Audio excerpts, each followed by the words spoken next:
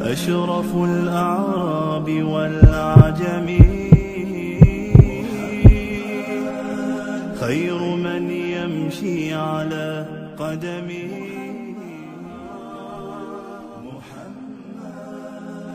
أشرف الأعراب. بسم الله الرحمن الرحيم نحمده ونصلي ونسلم على رسوله الكريم أما بعد.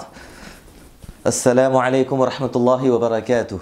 Bienvenue donc à tous et à toutes dans cette nouvelle vidéo sur la sira, la biographie du prophète d'Allah sallallahu alayhi wa sallam. Sira du prophète d'Allah sallallahu alayhi wa sallam, comme on l'a dit, c'est toute la vie du prophète d'Allah alayhi salatu wa sallam. Nous avons maintenant vu toute la partie pré-prophétique, toute la partie qui est très importante pour comprendre le contexte. Vous savez, l'Empire perse, l'Empire romain, la péninsule arabique, la situation religieuse, la situation politique, la lignée du prophète d'Allah sallallahu alayhi wa sallam, ce qu'il y avait de très important, Abdullah, Abdul Muttalib, Hashim, etc., Abd Manaf, et puis aussi l'histoire de Ibrahim alayhi salatu wa salam, Ismaïl alayhi salatu wa salam. On a vu aussi comment est-ce que, eh bien, à partir d'un pays qui était complètement sur le tawhid, eh bien, comment est-ce que petit à petit on a dévié jusqu'à ce qu'on arrive à Amr ibn Luhay al-Khuza'i qui emmène le premier idole à la Mecque. Et ce premier idole, maintenant vous le savez, il s'appelait Hubal. Tout ça, c'est bien. Tout ça, c'est bien, masha'Allah, parce qu'il faut le savoir pour comprendre la sira et pour pouvoir analyser la sira de manière pertinente. Malgré tout, lorsqu'on parle de la sira, eh bien, subhanallah, faire la sira, parler de la sira, parler de la biographie du prophète d'Allah sallallahu alayhi wa sallam sans Muhammad, c'est pas chouette. Et donc à partir d'aujourd'hui, alhamdulillah, alhamdulillah, alhamdulillah, nous allons continuer dans ce voyage de la sira, mais en compagnie du prophète d'Allah sallallahu alayhi wa sallam. Vous savez, on avait vu la dernière fois l'histoire des éléphants. L'histoire des éléphants s'est déroulée au mois de Muharram, selon beaucoup de ulama. Et comme on l'a dit, 50 à 55 jours avant la naissance du prophète d'Allah sallallahu alayhi wa sallam. Quand est-ce que le prophète d'Allah sallallahu alayhi wa sallam il est né? Selon beaucoup de ulama, il est né dans le mois de Rabi'ul Awwal. Ce dont on est sûr, c'est qu'il est né un lundi. Un lundi. Parce que lui-même, il a dit dans le sens de hadith. Certains disent le 8 Rabi'ul Awwal. Certains disent le 12 Rabi'ul Awwal. Certains disent le 9 Rabi'ul Awwal, c'est un mois islamique musulman du calendrier lunaire. Certains vont avancer d'autres dates encore. Ce dont on est sûr, c'est que eh bien, le prophète d'Allah sallallahu alayhi wa sallam, il est né un lundi. Maintenant, est-ce que c'est véritablement le 12 Rabi'ul Awwal? Est-ce que les 12? Est-ce que le 8? Est-ce le 9? Est-ce un autre mois? Wallahu a'lam bis-sawab. Je sais que et on le sait que certains endroits, eh bien, on va prendre le 12 Rabi'ul Awwal comme une date sûre, parfois plus importante encore que la Eid, Eid al-Fitr, Eid al-Adha, etc., etc. Bien sûr, c'est un moment de contentement. Le prophète d'Allah sallallahu alayhi wa sallam, il est arrivé sur terre, mais cela ne justifie pas tous les excès qu'on peut faire dans ce qu'on appelle Miladun Nabi, dans ce qu'on a appelé parfois bien la naissance du prophète d'Allah sallallahu alayhi wa sallam. Et on a rajouté une Eid, on a rajouté une fête sur les deux fêtes qu'il y a en islam. Pour rappel, les deux fêtes que nous avons en islam, c'est Eid al-Fitr qui va clôturer le mois de Ramadan, Eid al-Adha qui est 2 mois 10 jours après, c'est la fête du sacrifice. C'est là où on va commémorer le sacrifice d'Ibrahim alayhi salatu wassalam. Encore une fois, bien sûr que c'est un contentement, bien sûr qu'on peut s'en rappeler, mais il faudra surtout ne pas tomber dans l'excès. Surtout ne pas tomber dans l'excès parce que c'est ça qui est véritablement dommage. Donc, 12 Rabi'ul Awwal, donc c'est pendant le mois de Rabi'ul Awwal que le prophète d'Allah sallallahu alayhi wa sallam il est né. Les ulama et les savants et les historiens, ils ont écrit plein de choses. Vous savez, la date, ça c'est la date islamique. La date grégorienne, la date islamique, si on dit 12 Rabi'ul Awwal ou 9 ou 8 Rabi'ul Awwal, moins 53. Pourquoi moins 53? Parce que le prophète d'Allah sallallahu alayhi wa sallam, il va vivre 40 ans à la Mecque sans être prophète, plus 12 à 13 ans à la Mecque en étant prophète, donc 42 à 43 ans à la Mecque. Et vous savez comme moi que le calendrier musulman islamique, son an 0, l'année 0, c'est à partir de l'émigration. Donc 53 années avant l'émigration, le prophète d'Allah sallallahu alayhi wa sallam, il est né. En d'autres termes, il avait 53 ans lorsqu'il a émigré vers la ville de Yathrib qui deviendra la ville de Madina Munawwara. À quoi correspond dans le calendrier grégorien? Eh bien, là aussi, on a des approximations. Je vous les donne. Il y a certains savants qui nous ont donné des approximations. Ça peut vous servir lorsque vous voulez peut-être approximer, dater un peu, avoir une datation de la naissance du prophète d'Allah sallam. Sachez encore une fois que rien n'est absolument sûr. Certains ulama ont tracé cette date comme le 10 avril de l'année 570 de l'ère grégorienne, après Jésus-Christ donc. 10 avril 570. Et d'autres savants, ils nous ont dit le 20 avril 571. Donc en gros, le prophète d'Allah sallallahu alayhi wa sallam, Mohammed, serait né dans l'année 570 ou 571. On a écrit plein d'histoires. On a écrit beaucoup d'histoires sur des événements qui se seraient passés ou qui se sont effectivement passés à la naissance du prophète d'Allah sallallahu alayhi wa sallam, avant la naissance du prophète d'Allah sallallahu alayhi wa sallam. Certains sont viables en termes de chaînes de transmission, comme la lumière que vit Amina, etc., et qui a illuminé le palais de Kisra, on va en reparler. Et d'autres ont des chaînes de transmission faibles, voire très faibles. Et enfin, il y en a les dernières qui sont complètement inventées. Il y a des histoires qui sont complètement farfelues, qui sont complètement inventées. Vous savez, souvent je dis qu'on n'a pas besoin d'inventer d'histoires en islam.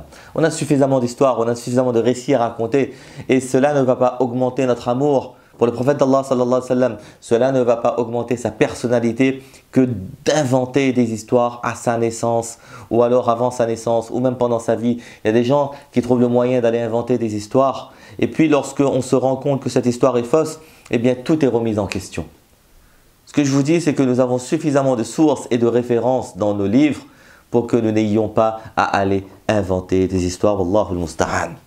Je vais essayer avec vous aujourd'hui de vous donner quelques récits, quelques histoires qui se sont passées à la naissance du prophète d'Allah sallallahu alayhi wa sallam. J'ai essayé d'éviter les plus loufoques, les inventer. Par exemple, vous savez ce qu'il nous raconte? C'est une histoire inventée. Il nous raconte que lorsque Amina était enceinte du prophète d'Allah, elle attendait le prophète d'Allah sallallahu alayhi wa sallam tous les mois. Eh bien, il y a un prophète différent, Moussa, Ibrahim, Isa, etc. Il venait voir Amina pour lui donner la bonne nouvelle que tu vas infanter Mohammed, le dernier des prophètes sallallahu alayhi wa sallam. Et dans la même histoire, on nous dit que lorsque Amina elle avait accouché, il y avait personne qui était disponible. Et à ce moment-là, Allah subhanahu wa ta'ala, il a envoyé les épouses de ces prophètes alayhi wa sallam pour aller assister à l'accouchement. Vous voyez comment on a inventé beaucoup de choses. Parfois on les trouve dans des livres assez sérieux, mais ce sont des inventions, il faut faire très très attention. Malgré tout, gardez, ce que je vais essayer de faire, c'est que donner des histoires. Il y a des chaînes de transmission qui ont été discutées. Beaucoup de chaînes de transmission ont été discutées.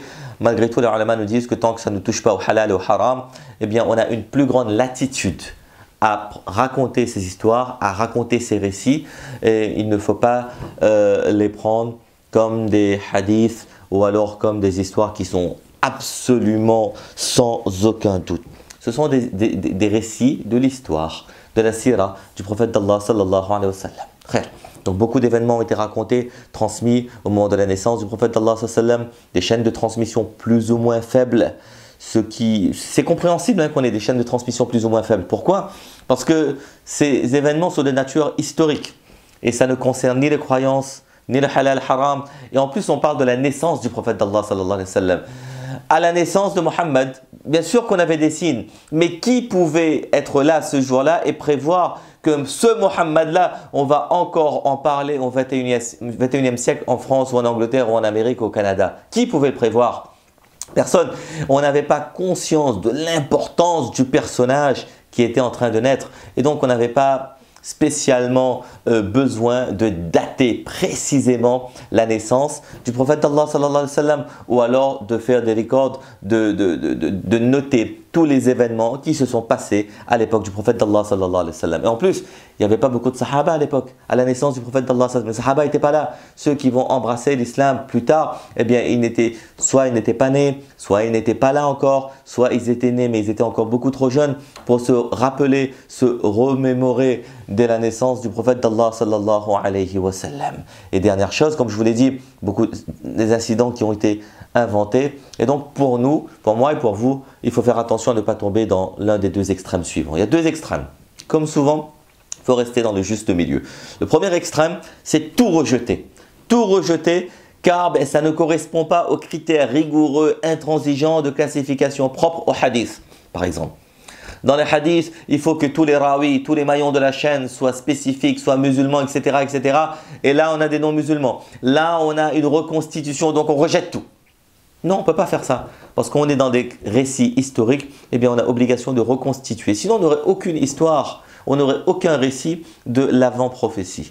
Et deuxième chose, eh bien, on ne devrait pas non plus tout accepter, sans même questionner les sources, parce qu'on parle de Rasulullah sallallahu alayhi wa sallam, et donc on va tout accepter au risque même de rajouter des choses. Vous savez, il faut bien comprendre pourquoi est-ce qu'on a inventé des choses. Parce que au départ, tout allait bien. Et puis, petit à petit, on a des gens qui racontent des récits, on a des gens qui écrivent des livres. Eh bien, il faut se mettre un peu... c'est le fameux téléphone arabe, pardon. C'est que, eh bien, je raconte une histoire, je rajoute une pincée de sel, je rajoute une pincée de poivre, et petit à petit, cette histoire qui était comme ça, eh bien, elle va devenir comme cela. C'est à travers l'histoire, à travers les 14 siècles, c'est comme cela que certains ont inventé ou arrangé des récits, même des récits qui concernaient le prophète d'Allah, sallallahu alayhi wa sallam. L'histoire la plus forte en termes de chaîne de transmission, c'est le prophète d'Allah sallallahu alayhi wa sallam qui lui-même dit en ce sens: ma maman m'a accouché, ma maman m'a mise au monde, et dans une autre version, il dit lorsque ma maman était enceinte de moi. Donc deux versions de l'histoire de hadith. Elle a vu une lumière jaillir de sa personne qui a illuminé les palaces de Basra ou du Sham et de Syrie. Le prophète d'Allah sallallahu alayhi wa sallam, il dit qu'il y a une lumière qui est sortie de sa maman. Elle a vu une lumière sortir et ça a jailli et ça a illuminé les palaces de Basra, de Syrie, de Sham, etc. Dans le hadith, on utilise le verbe ra'a. Ra'a en arabe, c'est comme c'est souvent utilisé pour les rêves. Inni ra'aytu fil manami anni athbahuka fanzur madha tara. Lorsque Ibrahim alayhi salatu wassalam, il dit à son fils inni ra'aytu fil manam. Donc je me suis vu en rêve. Donc ra'a, c'est souvent utilisé en rêve. Les ulama nous disent que on peut penser avec les trois versions qu'il y a, c'est que lorsqu'elle était enceinte, lorsqu'elle attendait son enfant, elle voyait en rêve des lumières qui illuminaient le monde, l'Orient et l'Occident. Et lorsqu'elle a accouché, il y a effectivement eu une lumière qui a jailli, comme nous allons le voir dans les autres récits. Cette lumière-là, comment on peut comprendre cette lumière? Subhanallah, elle va donner naissance à quelqu'un dont la lumière, dont l'aura, dont les enseignements, etc. vont prendre le dessus sur ces civilisations, sur l'Orient, sur la civilisation perse, sur les civilisations romaines, etc., etc., etc. Cette histoire-là, ce récit-là, elle a été transmise dans Musnad Ahmed et Mustadrak al-Hakim, pour ceux qui veulent les sources. Dans certaines riwayat, dans certains récits, on dit que lorsque la maman, lorsqu'elle était en train d'accoucher, eh bien cette lumière, elle a envahi la maison. Comme si que les étoiles s'étaient rapprochées et étaient même rentrées dans la maison. On dit que lorsque le prophète Amina était en train d'accoucher du prophète d'Allah sallallahu alayhi wa sallam, eh bien il y a eu une lumière qui a jailli dans la maison. Les femmes qui étaient là, elles disent, Fatima bint Abdillah, elle était là, elle dit qu'on dirait que les étoiles s'étaient rapprochées ou étaient rentrées dans la maison. Fatima bint Abdillah, c'est une témoin oculaire, elle était là à la naissance du prophète d'Allah sallallahu alayhi wa sallam. C'est qui elle? C'est la maman de Uthman ibn Abi al-As radiyallahu ta'ala, qui est un sahabi donc. Et donc, elle était elle-même présente au moment de l'accouchement du prophète d'Allah sallallahu alayhi wa sallam. Donc, il y a toute cette lumière qui a envahi le monde, qui a envahi la maison, etc. pour nous montrer l'importance et la hidayah. Allah subhanahu wa ta'ala, il a utilisé le prophète d'Allah sallallahu alayhi wa sallam pour envoyer la hidayah sur terre. Notre histoire, un autre récit qui nous est donné dans une chaîne de transmission Hassan de Ya'qub bin Sufyan, qui a été approuvé par Hafiz ibn Hajar al-Asqalani rahimahullah ta'ala, et c'est une tradition qui nous est racontée par Aïcha radiyallahu ta'ala anha. Elle dit que le soir de la naissance du prophète d'Allah sallallahu alayhi wa sallam, un Yahoudi, un juif, il était là, il était présent à Makkah, il était en commerce, il était en voyage, il n'était pas mécois, mais il était là ce jour-là, et le matin venu, eh bien, il va voir les gens, il dit, est-ce qu'il y a un enfant qui est né cette nuit? Est-ce qu'il y a un enfant qui est né cette nuit? Pourquoi? Eh bien, parce que j'ai vu des signes. Parce que j'ai vu des signes et il a demandé à vérifier les signes il a demandé à vérifier des choses sur cet enfant. Il a vu des signes, il a vu toute cette lumière, etc. Et lui, il le savait parce qu'il avait déjà vu dans les récits des autres livres. Et donc, il dit que j'avais vu ces signes-là et donc j'aimerais quand même vérifier et valider ces signes. C'est quoi les deux signes qu'il voulait vérifier? Et donc, on l'a emmené, on a recherché, on a dit oui, effectivement, il y a un enfant qui est né dans la maison d'Abdul Muttalib. Et donc, on l'a emmené et il a dit, eh bien, il voulait voir si le prophète d'Allah, il a demandé, est-ce que le prophète est né avec un signe dans le dos? On va en reparler de ce signe de la prophétie. Et deuxième signe, c'est que, est-ce que, selon lui, eh bien, le prophète d'Allah, sallallahu alayhi wa sallam, ne boira pas de lait pendant 2 jours? Pendant 2 jours, eh bien, il ne boira pas de lait. Ces 2 signes ont été vérifiés. Certains ulama ont discuté de la chaîne de transmission et donc de la véracité de ce hadith, mais wallahu a'lam bis-sawab. La nuit de la naissance du prophète d'Allah sallallahu alayhi wa sallam. La nuit de la naissance du prophète d'Allah sallallahu alayhi wa sallam, qu'est-ce qui s'est passé? Eh bien, il y a eu un tremblement de terre près du palais de Kisra, dans l'Empire perse. Un tremblement de terre près là-bas, et il avait un grand palace. Et dans ce palace-là, ce château qu'il avait, il y avait beaucoup de minarets. Et 14 minarets ou 14 balcons de ce grand palace se sont effondrés à cause de ce tremblement de terre la nuit de la naissance du prophète d'Allah sallallahu alayhi wa sallam. Ensuite, eh bien, il y a eu un feu. Vous savez, on en a parlé, les Perses, ils laissaient toujours allumer le feu. Là, il y avait un feu qui était le feu national, on va dire. C'est le feu du pays qui était allumé. Eh bien, ce feu-là, il s'est éteint. C'est un feu qui était allumé depuis un millénaire. C'est un feu qui était allumé depuis 1000 années, qui n'a jamais été éteint. Et ce soir-là, eh bien, il s'est éteint. Sans motif valable, il s'est éteint. En plus, il y a eu d'autres signes. Il y a un lac, il y a un fleuve de Sawa. Eh bien, ce fleuve-là, il va s'assécher. Ce fleuve-là, c'était un fleuve, c'était un lac. Eh bien, tout à coup, du jour au lendemain, il n'y a plus d'eau dans ce lac-là. Un des proches de Kisra, Kisra, c'est l'empereur des Perses, eh bien, il va voir en rêve que des chevaux et des chameaux arabes, ils vont traverser la mer pour envahir l'empire perse.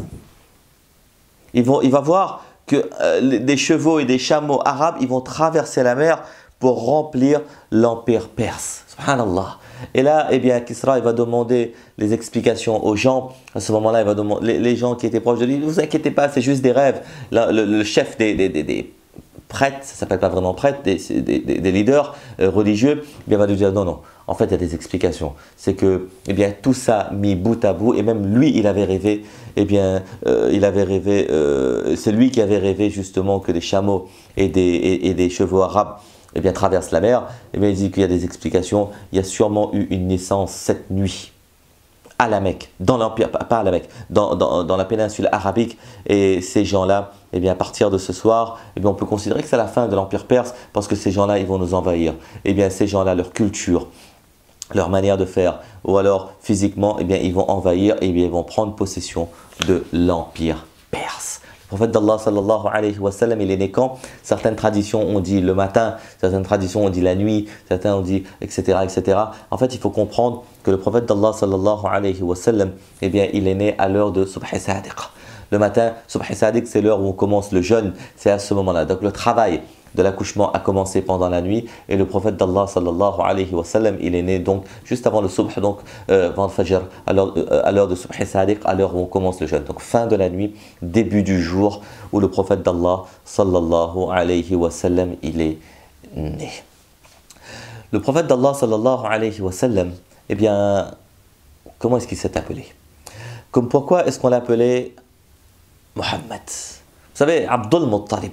Abdul Muttalib, le grand-père donc, il était tellement content de la naissance de ce fils-là. Parce que rappelez-vous, il avait perdu Abdullah et il aimait beaucoup Abdullah. Et donc là, il a un fils qui est né en plus avec tous ces signes qui ne trompent pas. Eh bien, il est content de la naissance de Mohammed. Et au 7e jour, il fait une invitation, une aqiqa. Il fait une invitation et à ce moment-là, les gens lui demandent « Hé Abdul Muttalib, comment est-ce que tu as nommé ce fils, donc son petit-fils? Et à ce moment-là, quel nom tu as choisi? À ce moment-là, il dit Mohammed. Mohammed? Les gens lui disent Mohammed? Parce que Mohammed, ce n'est pas un nom qui est très connu, qui est très utilisé à cette époque. Pourquoi un nom si original est Abd al-Muttalib? Pourquoi est-ce que tu ne l'appelles pas comme les autres personnes? Bon, Abd al-Muttalib, il dit parce que les créatures des cieux et de la terre vont le louanger. Rappelez-vous, on a parlé de la définition de Mohammed.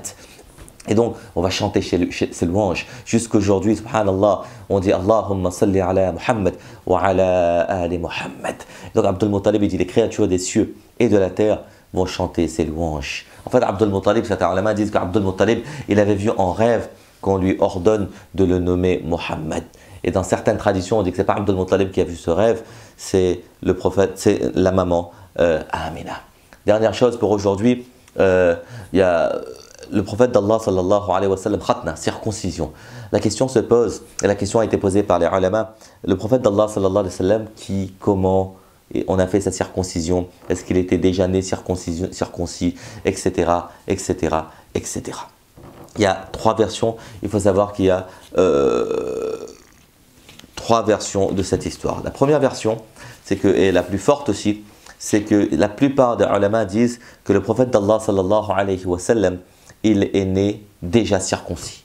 C'est la version la plus fiable. Il était déjà circoncis, personne n'a fait la circoncision.